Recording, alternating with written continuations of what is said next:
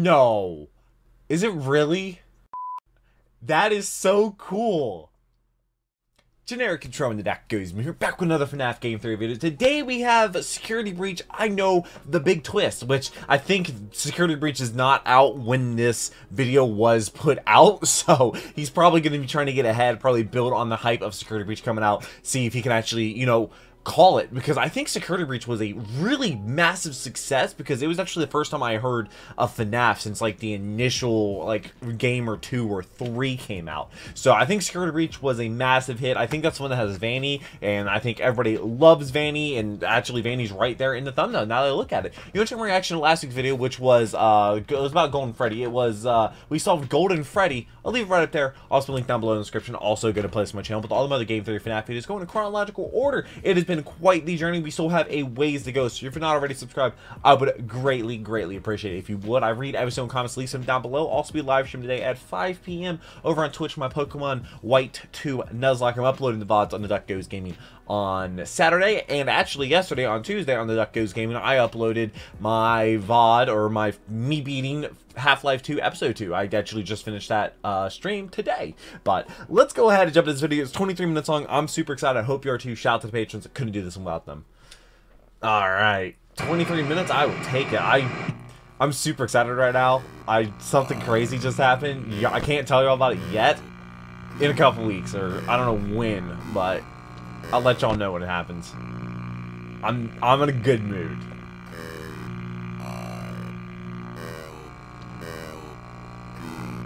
Can I help you? Is he saying H-E-L-P? Is he saying help? He spelled... I have guns.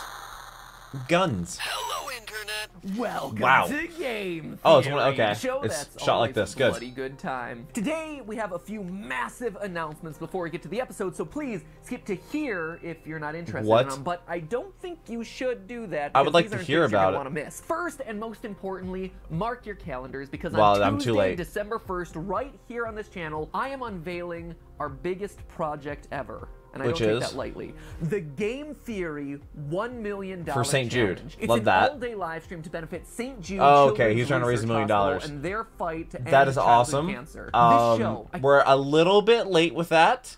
There, I saw Mr. Beast, Mark Rober. I'm not gonna waste your time. We're already late for that. It's awesome that he did that.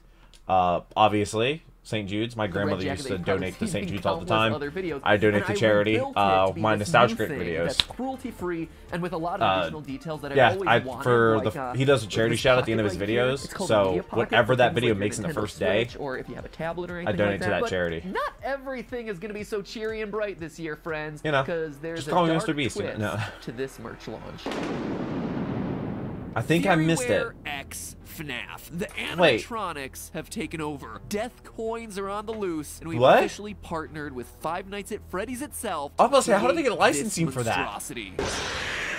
Is that a Christmas sweater? Official joint Game Theory and FNAF project ever. It's not every day that you get an ugly Christmas That is sweater so with cool. pizza detailing. Grab it now before it grabs That you. is awesome. Really it probably might have been I helped to expensive. create That was based probably off really of everyone's expensive. favorite low-paying Whenever you get like security guard position patches at your local and pizzeria. heavy-duty So materials, may they your get days be real merry and expensive. bright, and may your nights be And it's scary not them and trying full to just of make a bunch of money. anyway, It's like I said, cost the links for manufacturer. all of that stuff is down below I this wonder how much video. they were. So I know I've as you heard might be great able to things about tell, their merch. between planning the live stream and working on the merch, there has been a lot going on. And in the middle of it all, more FNAF. Vanny. FNAF Security Breach Was that got Vanny? its Or first was that- trailer out during a PlayStation 5 announcement event, and man, does this new game look incredible. Yeah, this is the first time I heard of FNAF in a while. Your friends are worried about you. Long gone are the days of just looking at static-filled still image camera feeds, my Thank friends. God. And before we move on, can I just say how cool it is to see an indie franchise started by one man working at Dollar General. Was he rise really to working the at Dollar point that it's General? now getting a spotlight alongside time-honored franchises like Final Fantasy and God of War. And not only for the getting PS5? spotlight alongside Okay. them, getting more views than nearly everything else in that showcase. Wow, Crash That's Bandicoot. awesome. Wow, Well that done, is- Scott. that's really, rough. really I had well videos with more deserved. views Now, than that. based on the trailer, it looks like we'll be trapped inside of a Freddy Fazbear's Pizzaplex, playing a life-or-death Pizzaplex? game of What? hide-and-seek against a killer. And it's that killer, Is it Vanny? that I really want to dive Which into. I think a lot of people like She's Vanny. teased twice in the trailer. Once via via a bunny-shaped shadow in the opening sequence, and again as the final jump scare. Now, we've suspected for a while that she's coming, via teaser images on Scott's website, merch leaks, Easter eggs hidden throughout FNAF VR, all things that I've covered before in past theories. But the thing I wanted to look closer at today is her backstory and her relationship to Glitch Trap. Because even though this game hasn't come out yet, and we honestly don't know when it's coming out, we do already know a ton about this new character. A console exclusive? True to Scott's style of storytelling, we probably won't get that much of a backstory for Vanny in this new game. I don't know if you've noticed this about Scott's games, but important story bits tend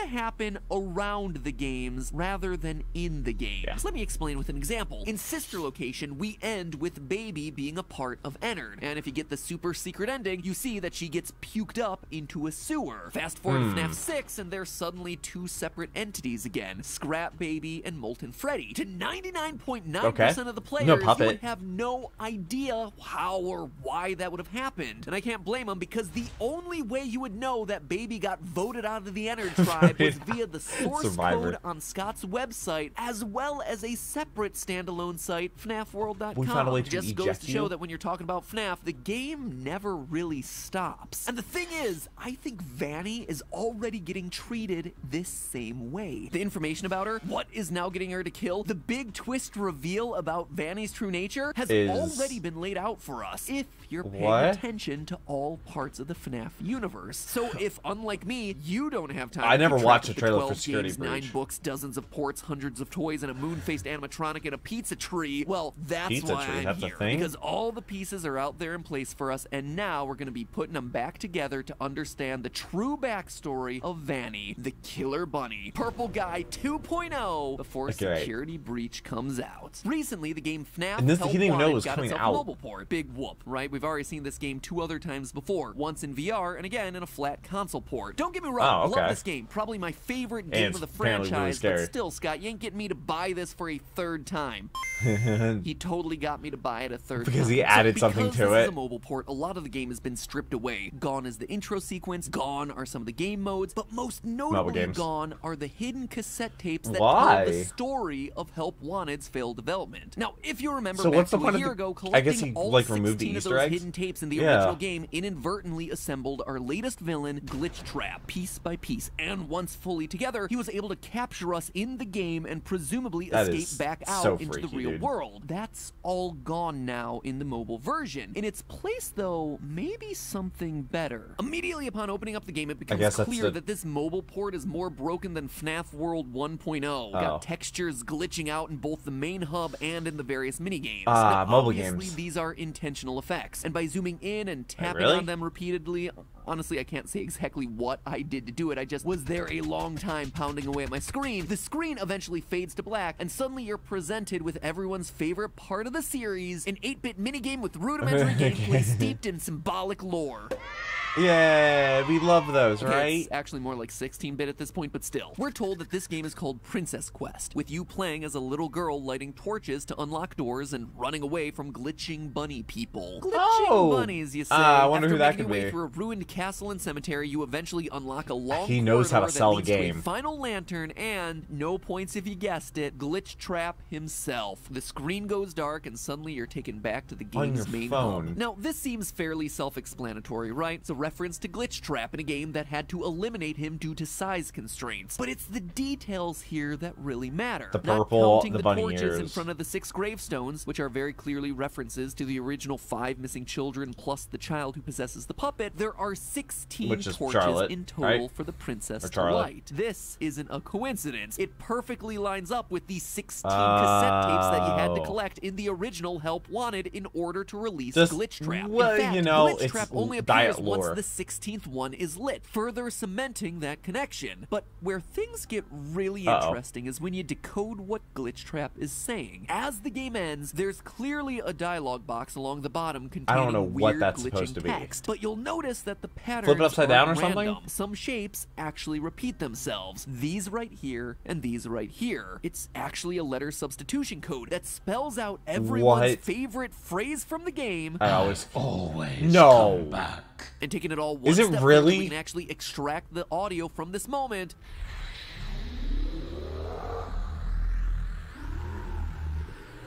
Yeah. I always come back. Yeah, you can hear it. I think. And do some audio trickery. By doubling the speed and then reversing it, we get this.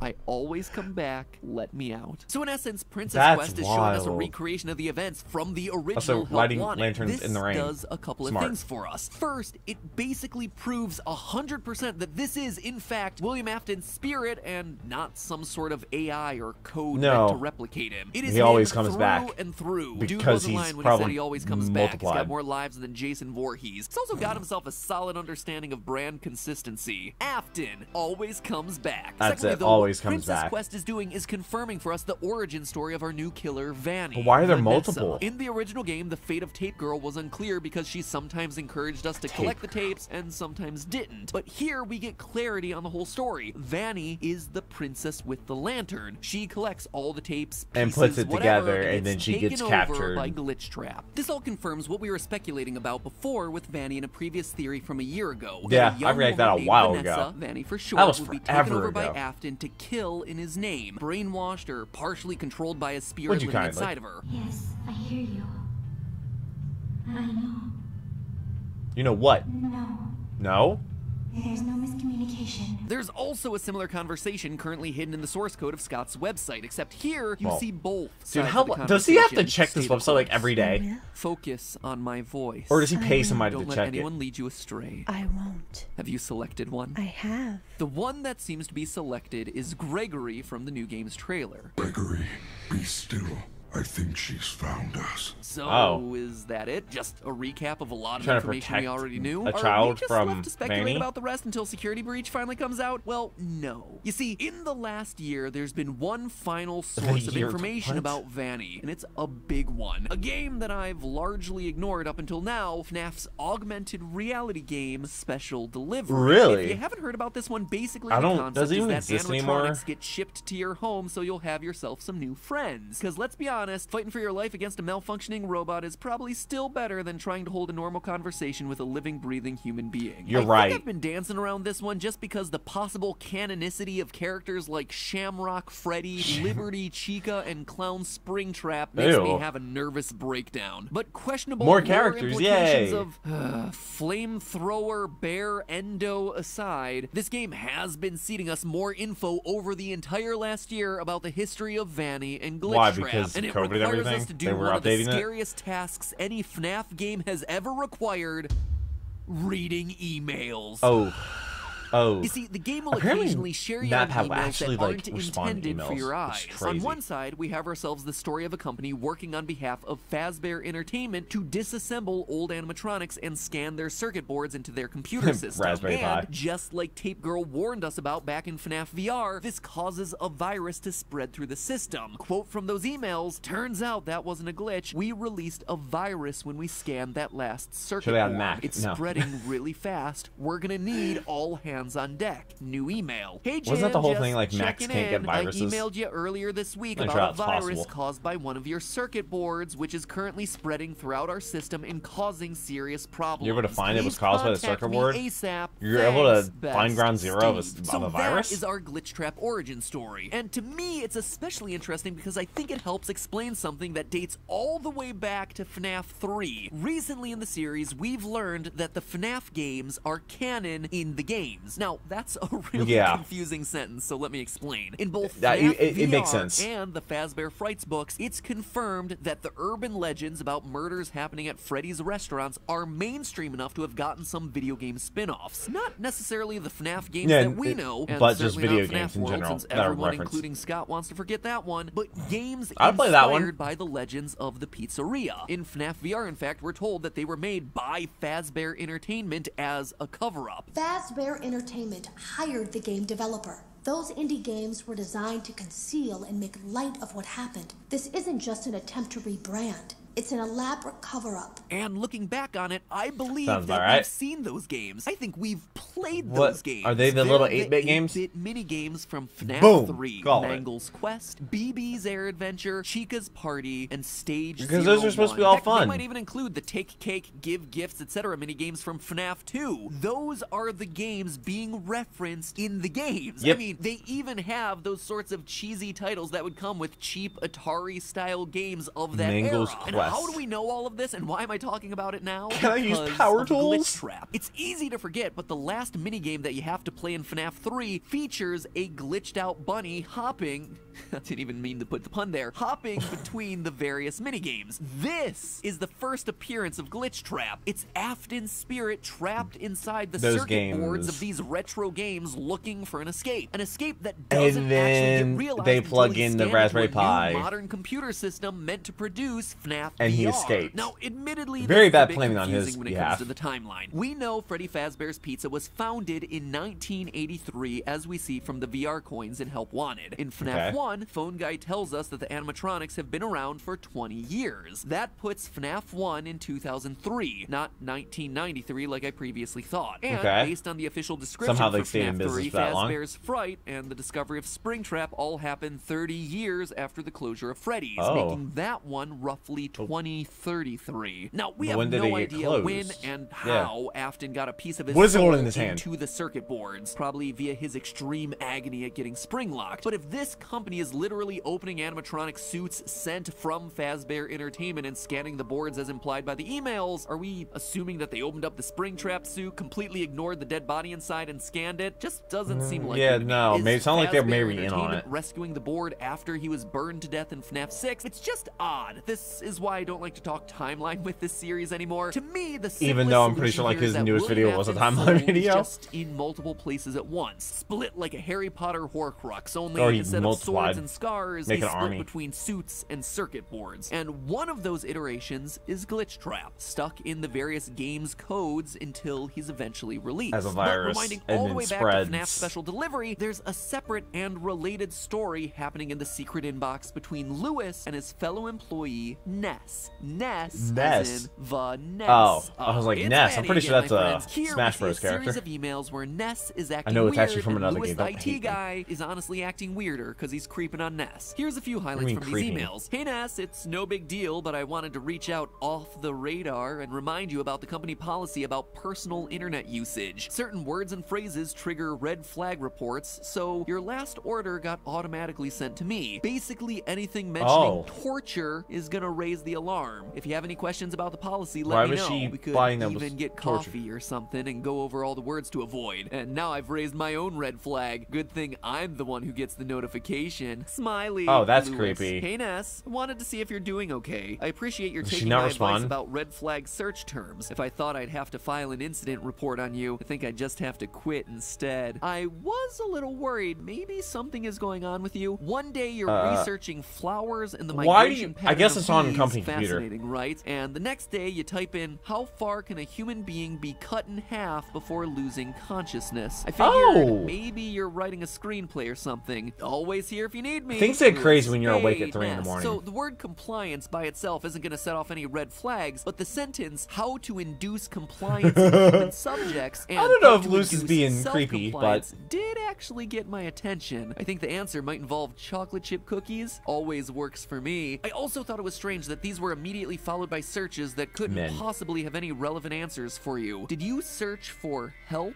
by itself? Anyway, my offer still stands if you want to go over the company policy. I'm free any day after work. We could grab dinner or coffee if you want, Lewis. Oh, Lewis. When you say stuff like that, it makes me a sad panda. But HR violations aside, these conversations tell us a lot about Vanny's mental state. She is sharing control of herself with Glitch Trap. That's why we get references to her searching the internet. Well, maybe she does. Part why of she her does psyche help. Crying out for anything. Anyone who can save But her. does she respond to Anything Lewis? that'll provide an escape. It's also why it's so important that Lewis calls out the searches for inducing compliance in human subjects and inducing self-compliance. That is Glitch Trap, searching for a way to gain complete control over Vanny, over her taking psyche. turns. This further confirms something that we talked about in my last theory on Vanny. In that episode, we talked about how she's a reluctant follower, that Afton isn't in complete control. On Scott's Voices.com page, where he tends to hire out actors for the various vocal roles of the game, Vanny's listing was for a character named Reluctant Follower. So this woman is clearly a devotee, brainwashed or controlled by Afton to an extent, but a part of her is actively fighting back, hesitant to do what he asks. That's gotta be terrifying. Makes me think that in Security Breach, we may be able to save or redeem her. In fact, knowing that may help us out with the gameplay. Maybe she's just lost. A secret or a true ending condition. That, my friends, is what I believe to be the big brainwashing twist that awaits us in Security Breach. Maybe that explains why Brooke cut his face off. As I finish this video, of course, new statues just dropped with important lore reveals. So let's just talk about these real fast. With Gregory hiding inside of Freddy, definitely looks like my idea about gameplay being a version of hide and seek is absolutely confirmed. Or maybe Gregory is just piloting an 80s era bear-shaped Gundam suit. Either way, I am totally an option. living I don't think that's it. The other statue probably that hide just and dropped, seek. Looks like Vanny is going to be taking a page out of the Afton playbook. The classic security guard by day and serial killer at night. Old habits die hard, I guess. But in Vanny's case, here's my question. Is she going to remember it? My guess is no. I think it's going to be a classic case of Jekyll and Hyde. But who knows? I guess we're just going to have to wait and see my what gym it teacher is. used to call me Jekyll and Hyde back in high school. Are coming to this franchise before the end of the year. Beard, and I'm not just talking about all that cool new merch we dropped, which, as one last reminder, is all available right below this video. I don't have a description. Hey, I'm on Xbox. That's just a theory. A game theory. Thanks for watching. I always come back. That was wild. That was wild. Are we just gonna have 10 seconds of nothing here? Or we're just gonna have a brain and I think, yeah, it's not Vanny. That's Glitch Trap. This has been a crazy journey of watching the Game Theory FNAF videos. Like, what? Security Breach. So, I guess it is like a hide-and-seek game. I think I reacted to, I think it was a Stupendium video, or music, that was a Security Breach song. And it was absolutely incredible. Stupendium makes amazing music, even though I don't get all the references sometimes. But, oh man, so you gotta hide. You're hiding from Vanny, I believe. And you hide inside of, you know, Freddy, who's apparently nice or something, and they're trying to protect you, but Vanny's a security guard during the day. So, oh, wait a minute. But the first games, the security guards were victims. Now the security guard is trying to kill again. Have we gone full circle? I don't know. I don't know if we've gone full circle or not. This is going to be a wild ride. I look forward to the next couple of videos. I hope to see you there. I hope to subscribe to some of the future videos. You become a patron, get them a day early. $3 a month, get you all my reaction videos a day early. I couldn't do this if it wasn't for my patrons. It supports the channel so much. I do read every single one of your comments, so leave some down below. Hope you have a wonderful rest of the day. But until next video, take care and cue the music.